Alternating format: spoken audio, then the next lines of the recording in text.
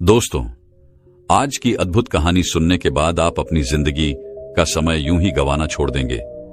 जिंदगी के हर एक सेकंड, हर एक मिनट की कीमत क्या होती है, इस विषय पर आज एक प्रसिद्ध भिक्षु की कहानी मैं आपको सुनाऊंगा। तो चलिए उस अप्रतिम कहानी की शुरुआत करते हैं। बहुत समय पहले की बात है। एक नगरी में एक गुरु और एक शिष्य रहा करते थे। वह गुरु और शिष्य एक दिन एक यात्रा के लिए निकलते हैं। वह यात्रा अत्यधिक लंबी थी और जो रास्ता उन्होंने चुना था वह रास्ता अत्यधिक घने जंगलों से होकर गुजरता था। पास ही में एक नदी बह रही थी जिसे पार करने में उन गुरु और शिष्य को थोड़ा वक्त लग जाता है। उन गुरु ने अपने हाथों में एक थैला पकड़ रखा था और वह थैला बहुत ही भारी प्रतीत हो रहा था, जिसमें कुछ ऐसी चीज रखी थी जो अत्यधिक वजनी थी, अर्थात अत्यधिक भारी थी। और उस थैले को उन गुरुवर ने बहुत ही ध्यानपूर्वक पकड़ रखा था। वह गुरु व उस थैले को अपने आप से एक पल के लिए भी दूर नहीं कर रहे थे। ऐसे ही उन गुरुवर ने उस थैले को अपने हाथों में लेकर काफी दूर तक का सफर तय किया। लेकिन उसके बाद उस वजनी चीज के कारण उन गुरुवर के हाथों में दर्द महसूस होने लगा। इसलिए उन्होंने वह थैला अपने कंधों पर टांग लिया और आगे का सफर तय करने लगी। वह जंगल इतना घना और इतना बड़ा था कि उसका दूसरा छोर कहीं से नजर नहीं आ रहा था। वह गुरु और शिष्य दोनों उस जंगल के रास्ते से होकर गुजरते चले जा रहे थे। वहां पर और कोई भी नहीं था। तभी वह गुरु अपने शिष्य से कहते हैं, भंते, तुम्हें डर तो नहीं लग रहा? वह शिष्य अपने गुरु की यह बात सुनकर अत्यधिक हैरान हो जाता है और वह बड़ी हैरानी से अपने गुरुवर से कहता है गुरुवर, आप ये क्या कह रहे हैं? हम एक सन्यासी हैं, हमें किस बात का डर? आखिर आप ऐसा क्यों पूछ रहे हैं? पहले तो मैंने आपको यह कभी पूछते नहीं देखा। कहीं आप मेरी परीक्षा तो नहीं ले रहे? इस पर गुरुवर अपने उस शिष्य से कहते हैं, नहीं नहीं, मैं तो बस यह जानना चाहता था कि इतने घने जंगल में हम कब से चले जा रहे हैं। हो सकता है तुम्हारे मन में डर पैदा हो रहा हो, इसलिए मैंने बस तुमसे पूछ लिया। इस पर शिष्य कहता है, गुरुवर, आप ही ने तो सिखाया है यह सब कुछ नश्वर है, तो फिर मुझे किस बात का डर होगा? नहीं, मेरे पास कुछ ऐसा है जिसे खोने का मुझे डर हो, तो फिर भला मैं किस बात से डरूंगा? आपने शिष्य की यह बात सुनकर वह गुरुवर कहते हैं, अच्छा ठीक है, चलो आगे बढ़ते हैं। इतना कहकर वह गुरुवर और वह शिष्य आगे की ओर बढ़ने लगे।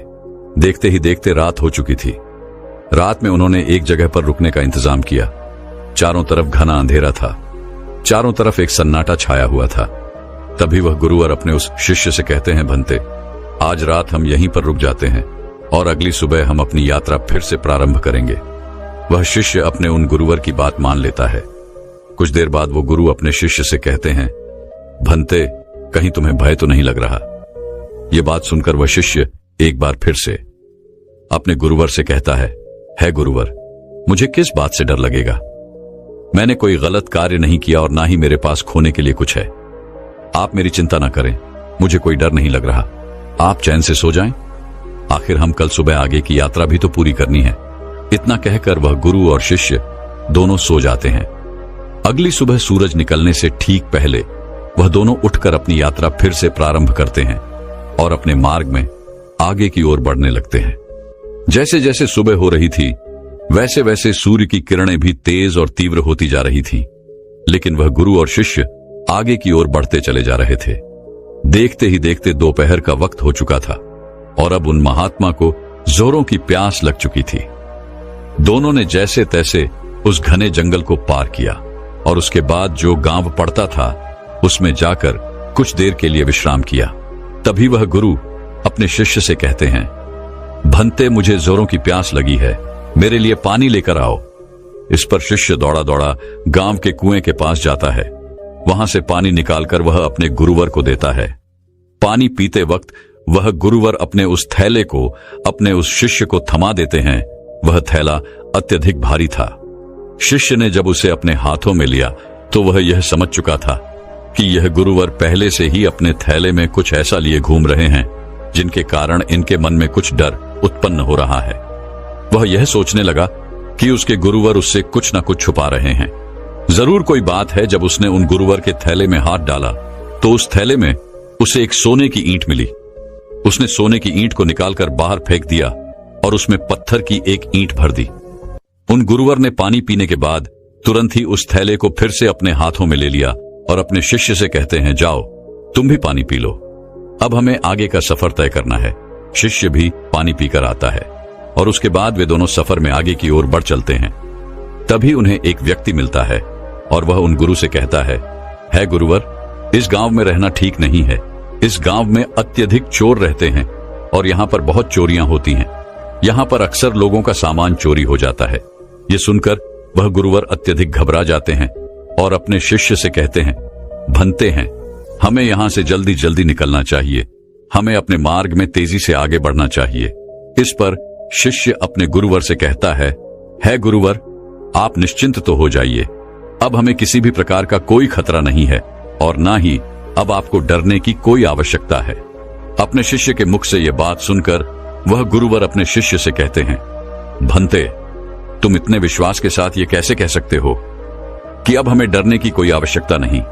इस पर शिष्य अपने गुरु से कहता है गुरुवर, जिस सोने की ईंट के कारण आप घबरा रहे थे, जिसे आपने शुरू से लेकर अब तक ढोया था, जिसका वजन आप लेकर इधर उधर घूम रहे थे, उसे मैंने कब का फेंक दिया है, इसलिए वह खतरा अब टल चुका है।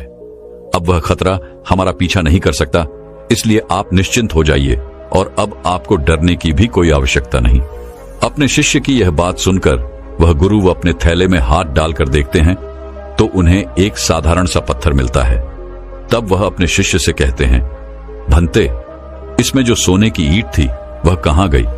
इस पर वह शिष्य कहता है गुरुवर, जो आपकी परेशानी का कारण बना हुआ था, जो आपकी डर का कारण बना हुआ था, मैंने उसे निकालकर फेंक दिया है और उसकी जगह पर यह पत्थर की ईंट मैंने आपके थैले में रख दी थी ताकि आपको इसके बारे में जानकारी ना हो सके। इस पर वह गुरु कहते हैं, अर्थात इतनी देर से मैं केवल एक पत्थर का बोझ ढो रहा था, एक पत्थर को लिए घूम रहा था और अकारण ही परेशान हो रहा था, डर रहा था, घबरा रहा था। इस पर शिष्य कहता है गुरुवर, आप तो व्यर्थ ही चिंतित हो रहे थे। वह सोने की ईंट भी हमारे किस काम की? वह तो हमारे लिए नश्वर है, व्यर्थ है। हमारे लिए तो सब एक समान है। इस पर वह गुरु अपने उस शिष्य से कहते हैं, भंते, तुम सही कहते हो, मैं तुम्हारी बात समझ चुका हूं। तुमने एक शिष्य होकर मुझे इतनी अच्छी सीख दी है। मैं तुम्हारी समझदारी से अति प्रसन्न हूं। मुझे खुशी है कि तुम मेरे शिष्य हो। इस पर वह शिष्य कहता है गुरुवर, आप ही ने सिखाया था, भय जैसी कोई चीज नहीं होती। यह तो हमारी मान्यता है जिसे हम कई वर्षों से यूं ही मानते चले आ रहे हैं, लेकिन यदि हम ध्यान से वास्तविकता को देखेंगे तो सत्य का झात होगा कि ऐसा कुछ नहीं होता। यदि व्यक्ति के भीतर भय बसा हुआ है तो कोई भी चीज उसे डरा सकती है, और यदि व्यक्ति भीतर से कमजोर नहीं है, ताकतवर है, तो उसे कोई नहीं हरा सकता। जरूरत है तो खुद को यह बताने की कि हम जो कुछ भी सोच रहे हैं, हमारे भीतर जो कुछ भी चल रहा है, ये सब एक कल्पना है और कुछ नहीं, जिसे हम बेवजह ही कई वर्षों से ढो रहे हैं। इसका वजन सब। एक बार की बात है, एक बार एक गुरु अपने सभी शिष्यों को उपदेश दे रहे थे। तभी उन सभी शिष्यों में से एक शिष्य अपने गुरु से पूछता है गुरुदेव, क्या ये जरूरी है कि हम समय रहते अपने कार्य को पूरा कर लें? हम उसे बाद में भी तो कर सकते हैं, हम उसे बाद में क्यों नहीं कर सकते? इस पर वह गुरु अपने उस शिष्य से कहते हैं, भंते, समय के साथ अगर तुम हर कार्य को करते हो तो जीवन में तुम्हें उसका वैसा ही लाभ भी मिलेगा और तुम आगे की ओर बढ़ते चले जाओगे। आगे वह गुरुवर अपने उस शिष्य से कहते हैं, समय एक ऐसी चीज है जो कभी किसी के लिए नहीं रुकता, इसलिए समय के साथ अपने कार्य को पूरा कर लेना चाहिए। यदि तुम अपने कार्य को कल पर टालते हो तो क्या तुम जानते हो कल क्या होगा? क्या तुमने कल देखा है? ये कोई नहीं जानता। तुम्हारा आज तुम्हारे पास है, इसलिए इस पर ध्यान दो, क्योंकि यदि यह समय निकल गया तो फिर कभी यह वापस नहीं आएगा। इस पर वो शिष्य कहता है, पर गुरुवर, ऐसा क्यों होता है? हम उस कार्य को बाद भी क्यों नहीं कर सकते? इस पर गुरुवर अपने उस शिष्य से कहते हैं, क्योंकि हर कार्य को करने का एक निश्चित समय होता है। इसे और अच्छे से समझाने के लिए मैं तुम्हें एक कहानी सुनाता हूं। इस कहानी को ध्यानपूर्वक सुनना और समझने का प्रयास करना। एक समय की बात है, एक व्यक्ति था जिसका एक बेटा भी था और उसका बेटा बहुत आलसी था। वह कभी भी किसी कार्य को समय पर पूरा नहीं करता था। एक काम करता और उसके बाद वह भाग जाता और घर पर भी वह वापस नहीं आता। इसी तरह उसका कार्य अधूरा रह जाता। जब वह अगले दिन उस कार्य को पूरा करने जाता तो उसका काम और भी ज्यादा बढ़ जाता। वह किसी भी कार्य को मेहनत और लगन के साथ पूरा नहीं कर पाता था, और यह बात उसके पिता को बहुत अच्छे से पता थी कि उसका बेटा किसी भी कार्य को पूर्ण रूप से नहीं करता, ना ही किसी काम को सही ढंग से करता है। इस कारण वह व्यक्ति अत्यधिक चिंतित रहता। उसे यह समझ नहीं आ रहा था कि अपने बेटे को कैसे समझाए कि हर कार्य को उचित समय पर पूरा कर लेना चाहिए। देखते ही देखते समय बीत गया और वह व्यक्ति बूढ़ा हो चुका था। उसकी आय हो चुकी थी और अब उसे यह चिंता सताने लगी थी कि उसके बेटे को कौन संभालेगा, उसे कौन समझाए कि कैसे कोई कार्य सही समय पर और सही ढंग से करना चाहिए। एक दिन उसने यह तय किया कि वह अपने बेटे से इस विषय पर बात करेगा। उसी दिन शाम को खाने के वक्त वह व्यक्ति अपने बेटे को अपने पास बुलाता है और उसे समझाते हुए कहता है, बेटा, तुम जानते हो हम सब किसान हैं और किसानी करके ही हमारा पेट भरता है और हमारा जीवन भी इसी से चल रहा है। मैं जब तक स्वस्थ था मैंने पूरी लगन और मेहनत के साथ इस कार्य को पूरा किया है, लेकिन अब मैं बूढ़ा हो चुका हूं, मेरी उम्र हो चुकी है। अब मैं तुम्हारा साथ नहीं दे सकता और न जाने कब अब मेरा अंतिम समय भी आ जाए। फिर मेरे बाद इस काम को कौन देखेगा, कौन तुम्हारे परिवार को खिलाएगा, उसका ध्यान रखेगा। इसलिए मैं चाहता हूं कि तुम अभी से अपनी जिम्मेदारियां समझ लो और मेरा सारा कार्यभार आज से तुम संभाल लो। उस व्यक्ति के मुख से ये सारी बातें सुनकर उनका बेटा थोड़ा भावुक हो जाता है। तभी आगे उसका पिता उससे कहता है, तुम्हें अब से अपनी हर जिम्मेदारी को समझना होगा, अपने कर्तव्यों का पालन करना होगा, हर काम को स्वयं से करना होगा, और यदि तुम अपने सभी कार्यों को समय पर पूरा कर लोगे तो निश्चित तौर पर तुम्हें सही और अच्छे फल भी मिलेंगे। इस पर वह लड़का थोड़ा सा क्रोधित होकर अपने पिता से कहता है, पिताजी, आप क्या कहना चाहते हैं? आपको क्या लगता है मैं अपना कोई कार्य पूरा नहीं करता? मैं खेत में जाता हूं, वहां रहता हूं, वहां की देखभाल करता हूं, घर के कामों के लिए भी जगह जगह जाता हूं, तो क्या ये सब कार्य नहीं है? क्या इन सबको कार्य नहीं कहते और क्या इन्हें मैंने बिना मन के ही पूरा किया है? इस पर उसके पिता कहते हैं, बेटा, मैं जानता हूं कि तुम रोज खेत जाते हो, लेकिन मुझे यह भी पता है कि तुम वहां जाकर एक पेड़ की छाया में सो जाते हो और अपना समय बर्बाद कर देते हो। मैंने खुद कई बार तुम्हें खेतों में सोते हुए देखा है और तुम कहते हो कि तुम घर के कामों के लिए बाजार जाते हो। मैंने तुम्हें कई बार बाजार के बहाने अपने मित्रों से मिलते हुए देखा है, उनसे घंटों बातें करते हुए देखा है, लेकिन तुम एक पल के लिए यह नहीं सोचते कि घर पर बूढ़े मां बाप हैं, उनका भी तो ख्याल रखना आवश्यक है। अपने पिता के मुख से ये सारी बातें सुनकर वह लड़का शांत हो जाता है, क्योंकि उसके पास अब कहने के लिए कुछ नहीं बचा था। वह चुपचाप अपने पिता की बात सुनता है। उसके पिता आगे कहते हैं, अपना हर कार्य पूरे मन, लगन और ईमानदारी के साथ करना चाहिए, क्योंकि ऐसा न करके तुम किसी और को नहीं बल्कि खुद को ही धोखा दे रहे हो, जो तुम्हारे लिए आगे बढ़कर बड़ी समस्या बन जाएगी, और तब ना तो तुम्हें कोई समझाने वाला होगा और ना ही तुम्हारा कोई साथ देने वाला होगा। कल को यदि हम ना रहे तो तुम क्या करोगे? इसलिए समय रहते अपने कार्यों को संभाल लो और ईमानदारी और मेहनत के साथ अपना कार्य पूरा करो। मेरा काम तुम्हें केवल मार्ग दिखाना है और मैं तुम्हें केवल मार्ग ही दिखा सकता हूं। उस पर तुम्हें खुद ही चलना होगा, उसका अनुभव तुम्हें खुद ही प्राप्त करना होगा, और यह सब तुम पर निर्भर करता है। यदि तुम मन, लगन और ईमानदारी के साथ अपना कार्य करोगे तो तुम्हारा मन हमेशा प्रसन्न रहेगा, तुम हमेशा खुश रहोगे, क्योंकि तुमने अपने कार्य में अपना 100% दिया है।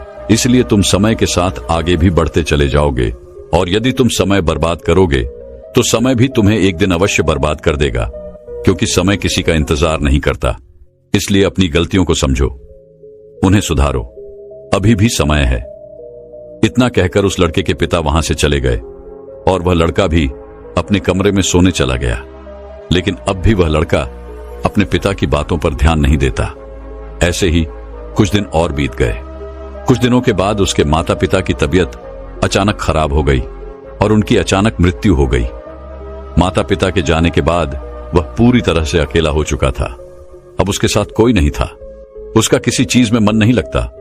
वो रात रात तक जागता रहता, सोचता रहता कि उसने क्यों अपने पिता की बातें नहीं मानी। यदि उसने अपने पिता की बात मान ली होती तो आज वह हर कार्य को पूरे मन लगन और ईमानदारी के साथ कर पाता। लेकिन जब भी वह कोई कार्य करने जाता तो उसे कुछ आता ही नहीं था, क्योंकि उसने तो कभी ठीक ढंग से काम किया ही नहीं था। इस कारण उसे कुछ भी झांत नहीं था, उसने कुछ सीखा ही नहीं था। देखते ही देखते ऐसे ही समय बीत रहा था और वह जिन मित्रों के साथ घूमा करता, बातें किया करता, वह भी अब धीरे धीरे कामों पर जाने लगे थे और किसी के पास एक दूसरे के लिए इतना समय भी नहीं था कि वो एक दूसरे के साथ बैठकर बातें कर सके। समय बिता, वो जब एक साथ मिलकर बातें करते तो वे सभी केवल अपने कामों की ही बात किया करते थे।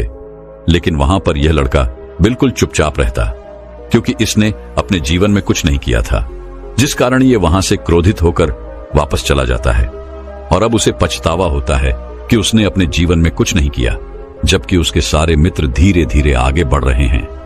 वह अपने जीवन में कुछ अलग कर रहे हैं और वह अब भी वहीं का वहीं है। उसने तय किया कि अब से वह खेतों में खूब मेहनत करेगा, जैसा उसके पिता ने कहा था। पूरी लगन और मेहनत के साथ वह अपने कार्य को पूरा करेगा। अगले दिन से उसने खेतों में जाना शुरू किया और अपने कार्य को करने का प्रयास किया। लेकिन उसने तो पहले कभी किसी कार्य को किया ही नहीं था, जिस कारण उसे यह समझ नहीं आ रहा था कि वह क्या करे, कैसे करे, जिस कारण निराश होकर वो वापस घर लौट जाता है और रात के बाद वो अपने मित्रों के बारे में सोचता है कि सब कुछ काम कर रहे हैं, कुछ अलग कर रहे हैं, वे सब आगे बढ़ रहे हैं और मैं अकेला हूं। मेरा साथ देने वाला कोई नहीं है। मैंने अपने जीवन में कुछ नहीं कर पाया। यदि मैंने अपने पिता की बात मान ली होती तो आज मैं भी अपने जीवन में कुछ कर रहा होता। यह सोचकर वह अपने पिता को याद करने लगा और फूट फूट कर रोने लगा। उसने अपने पिता की एक भी बातों पर अमल नहीं किया था और यही वजह थी कि आज वह बहुत चिंतित था, बहुत परेशान था और उसका साथ देने वाला भी कोई नहीं था। वह रात रात भर यूं ही सोचा करता, परेशान रहता, चिंतित रहता और जब सुबह होती तो वह खेतों में जाकर मेहनत करने का प्रयास करता, लेकिन उसे कुछ समझ ही नहीं आ रहा था। एक दिन वह अपने घर पर बैठकर इसी चिंता में डूबा हुआ था। तभी उसे ख्याल आया कि इतना सोचने और परेशान होने से कुछ नहीं होगा। अभी इतनी देर नहीं हुई है, मैं जरूर कुछ कर सकता हूं। मुझे अपने पिता की बातों का पालन करना होगा। मैं जो गलती कर चुका हूं उसे मुझे सुधारना होगा, आगे बढ़ना होगा। उस दिन वह यह तय करता है कि यदि मैंने अब तक कुछ नहीं किया, लेकिन अब मैं अवश्य कर सकता हूं। मैंने अब तक किसी की नहीं सुनी, लेकिन अब मैं दूसरों की बात जरूर सुनूंगा और खूब मन लगाकर मेहनत करूंगा। उसने अगले दिन सुबह से ही अपने खेत पर जाना शुरू किया और अपने आस पड़ोस के लोगों से खेती के बारे में जानकारी इकट्ठा की और जैसा जैसा उसे बताया गया था उसने ठीक वैसा ही किया। उसने खूब मेहनत की। उसने अपने कामों पर ध्यान देना शुरू कर दिया। जो काम उसे नहीं आता था वह उससे किसी से पूछ लेता था और फिर उस पर कार्य करता था। धीरे धीरे उसने मेहनत की महत्वता को समझ लिया था, समय की महत्वता को समझ लिया था। वह धीरे धीरे मेहनत और लगन के साथ अपने कार्य को पूरा करने लगा और ईमानदारी के साथ वह आगे भी बढ़ने लगा। इतना कहकर उन गुरुवर ने इस कहानी को यहीं पर समाप्त कर दिया और आगे अपने उस शिष्य से कहते हैं, भंते, यदि उस लड़के ने सही समय रहते ही अपने पिता की बात माननी होती तो वह पहले ही अपने जीवन में आगे बढ़ चुका होता। उसके लिए तरह तरह के दरवाजे खुल चुके होते। लेकिन जब वह पूरी तरह से टूट गया, हार गया, अपने पिता की बात याद आने पर जब उसे पछतावा हुआ, तब उसे यह एहसास हुआ कि उसने गलती की है और उसे सुधारना चाहिए। यदि उसने समय रहते ही जिम्मेदारियों को समझ लिया होता और ईमानदारी से अपना कार्य किया होता तो उसके लिए भी सब कुछ आसान होता और वह भी अपने जीवन में बहुत आगे बढ़ चुका होता। उन गुरुवर के मुख से यह कहानी सुनकर उस शिष्य को सारी बातें अच्छी तरह समझ में आ चुकी थी। वह शिष्य कहता है गुरुवर, आप सही कहते हैं। जीवन में हर चीज का एक सही समय होता है। हमें समय के अनुसार सब कार्य पूर्ण कर लेने चाहिए, अन्यथा अंत में केवल दुख और पछतावा ही बचता है। आगे वह गुरुवर अपने उस शिष्य से कहते हैं, हमेशा ध्यान रखना, व्यक्ति को सदैव अपने काम के प्रति जिम्मेदारी से अपने कार्य को पूरा करना चाहिए। अपने कार्य के प्रति ईमानदार होना चाहिए, तभी वह जीवन में आगे बढ़ सकता है। अन्यथा इतना कहकर वह गुरु शांत हो गए और वह शिष्य भी अपने और गुरु को प्रणाम करके वापस बैठ गया। इसी प्रकार हमारे जीवन में भी बहुत बड़े बड़े संकट और दुख आते जाते हैं, किंतु वास्तव में तो ये दुख और संकट हमें कुछ सिखाने के लिए आते हैं। किंतु हम तो केवल उन दुख और समस्याओं को ही देखते रह जाते हैं। हम उनका निवारण खोजने का तनिक भी प्रयास नहीं करते, और जब हम दुख के समय क्रोध करते हैं तो हम वास्तविकता में अपना ही नुकसान कर लेते हैं। जो व्यक्ति समझदार होते हैं वह अपनी दुख और परेशानियों से ये सबक सीख ही लेते हैं कि उन्हें विषम परिस्थितियों में शांत रहकर उन दुखों का निवारण करना चाहिए, उन समस्याओं का समाधान करना चाहिए। किंतु हम में से अधिकांश लोग यह नहीं सीख पाते, और वह लोग दुख और परेशानियों के समय पर क्रोधित हो ही जाते हैं।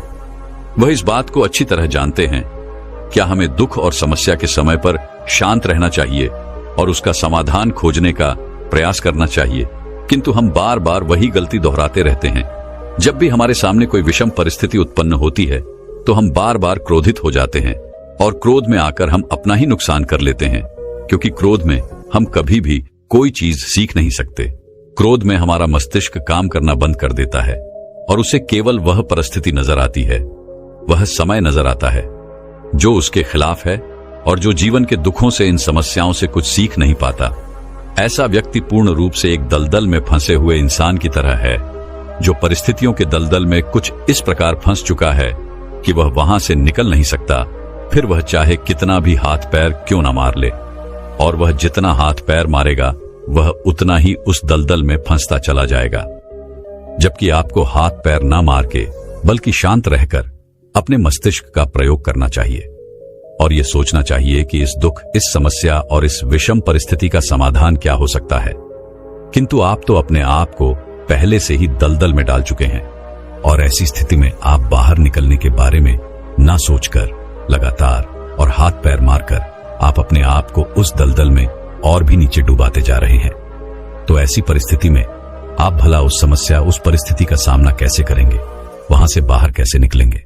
और वहीं पर जो व्यक्ति थोड़ा भी जागृत है, जो दुख और समस्याओं का निवारण और समाधान खोजने में वास्तव में अपना समय लगाते हैं, वो ये जानते हैं कि निवारण और समाधान एक हीरे की तरह है। वह हीरे की खान की तरह है। जिस प्रकार एक हीरे को ढूंढा जाता है, फिर उसे तराशा जाता है, जिसके बाद उस हीरे की कीमत बहुमूल्य हो जाती है, ठीक वैसे ही दुख और समस्या में समाधान और निवारण खोजने की आवश्यकता होती है, और वह हमें खोजना भी चाहिए। और जब ये आपको मिल जाते हैं, तब आपको एक ऐसी संपदा मिलती है, एक ऐसी समझ, एक ऐसा विश्वास, एक ऐसी शक्ति मिलती है कि उसके बाद आपके सामने जब भी कोई समस्या या कोई परेशानी आती है तो आप अकेले नहीं होते, बल्कि आप ये समझ जाते हैं कि वो विषम परिस्थिति आपको कुछ सिखाने आई है, और आप उसका डटकर सामना करते हैं। उससे वो सारी चीजें सीखते हैं जो वो आपको सिखाना चाहती है, और उसके बाद आप और भी मजबूत होते चले जाते हैं। आपका विश्वास और भी बढ़ता चला जाता है, आप और भी शक्तिवान और बलवान होते चले जाते हैं। इसीलिए महात्मा बुद्ध कहते हैं कि यदि दुख है तो उसका निवारण भी है, यदि समस्या है तो उसका समाधान भी है।